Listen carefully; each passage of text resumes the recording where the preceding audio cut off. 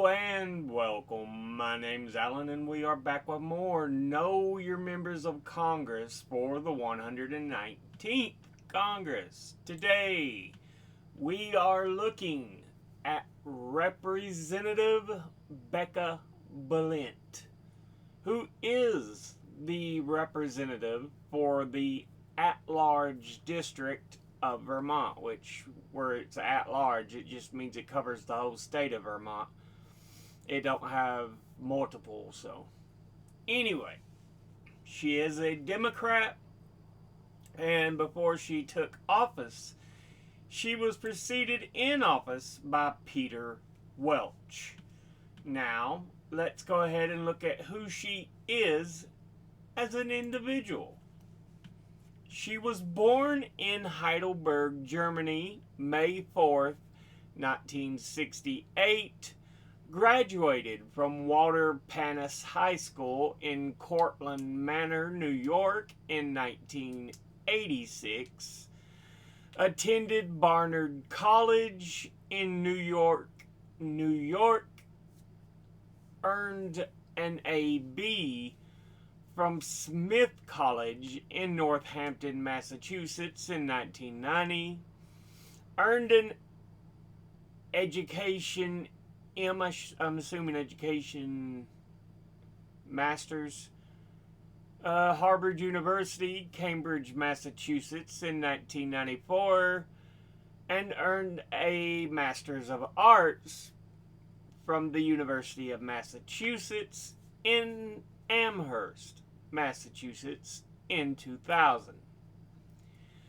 She's been a teacher, an editorial columnist, member of the Vermont State Senate 2015 to 2023, majority leader of the Vermont State Senate 2017 to 2021, President pro tempore of the Vermont State Senate 2021 to 2023, before being elected as a Democrat to the 118th and following Congress. So she is in term 2. Now let's go ahead and look at the committees she is on. She is on the Committee on the Budget.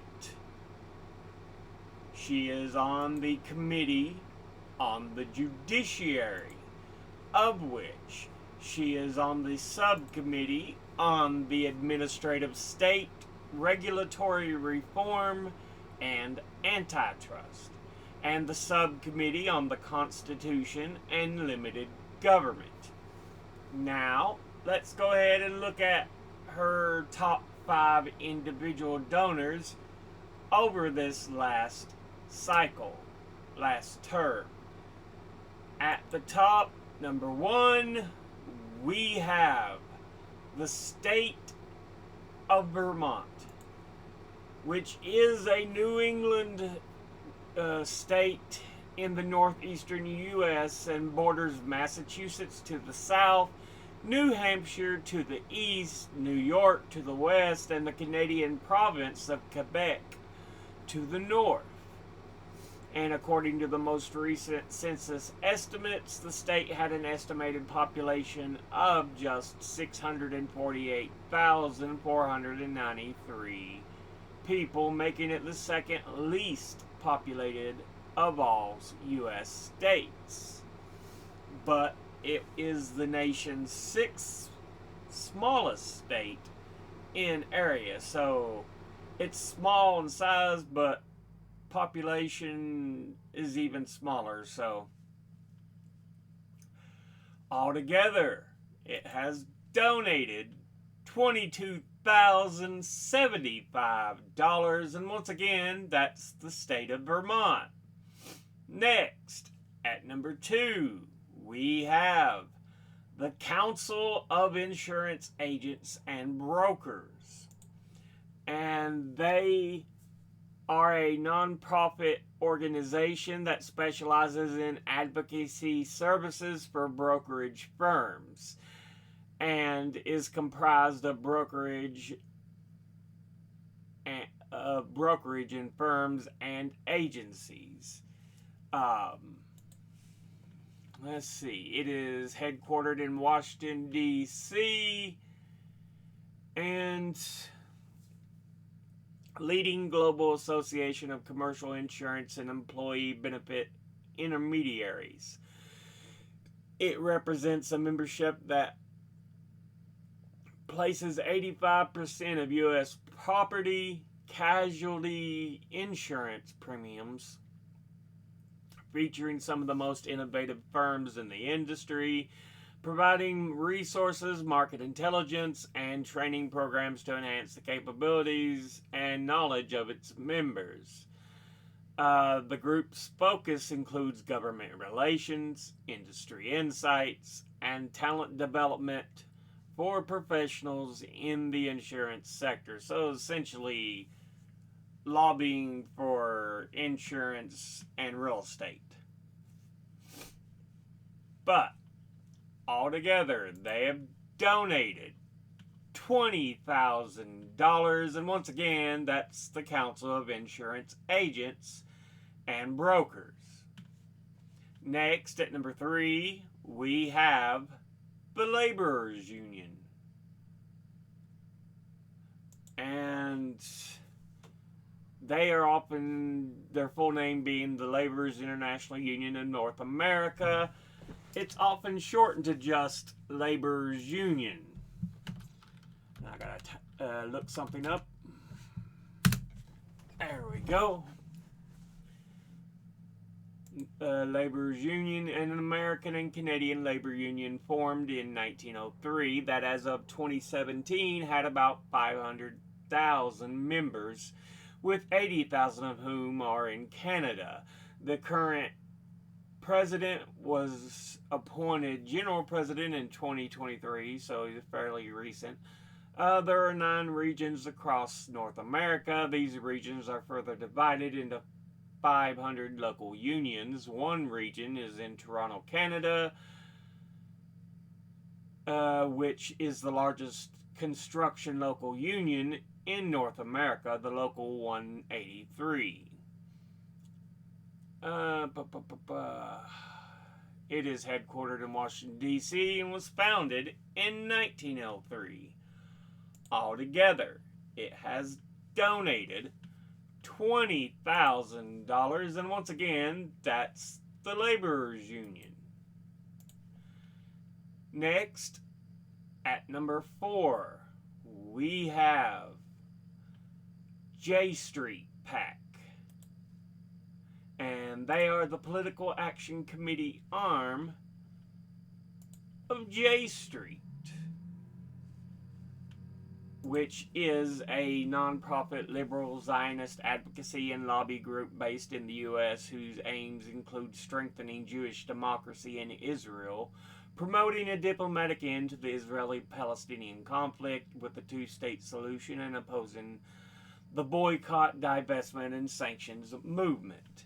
It describes itself as the political home for pro-Israel, pro-peace Americans who want Israel to be secure, democratic, and the national home of the Jewish people. Many right-wing and Zionist critics allege that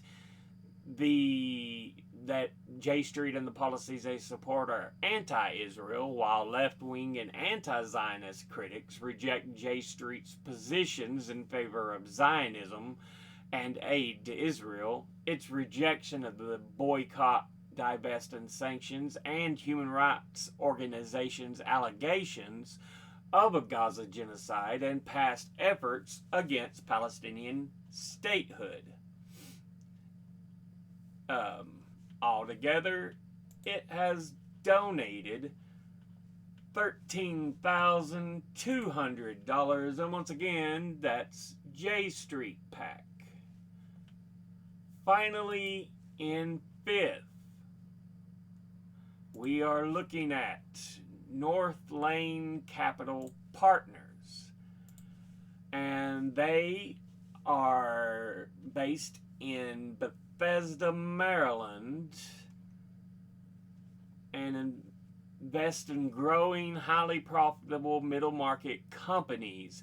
Their four partners have worked together since 2003, investing $1.7 billion across 26 companies, and are based outside of Washington, D.C., and are currently investing from Northland Capital Partners, LP, a $1 billion fund raised in 2014.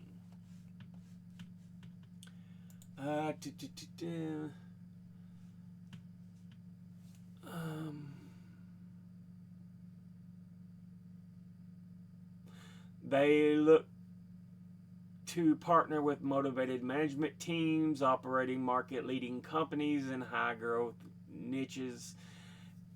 In addition to these characteristics, their ideal target company generates high EBITDA and cash flow margins and is either recession resistant or has demonstrated a rapid recovery through the business cycle.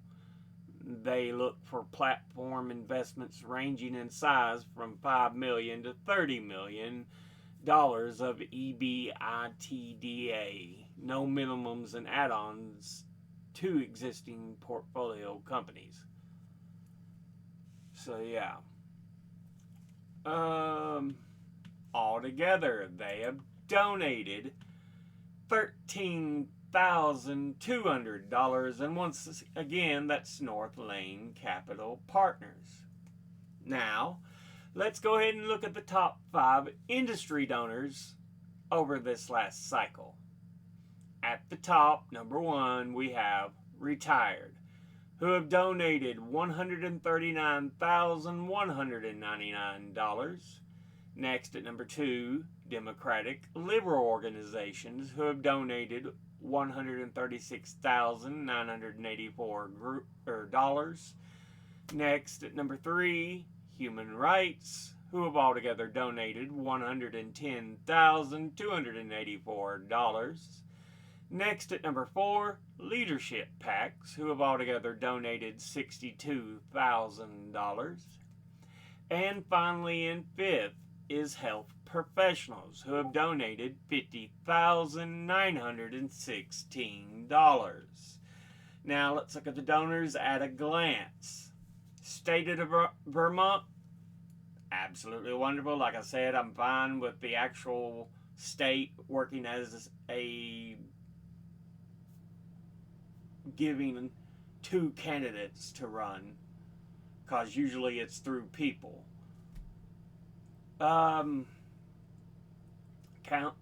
Council of Insurance Agents and Brokers, they're more of a lobbying group than a trade organization and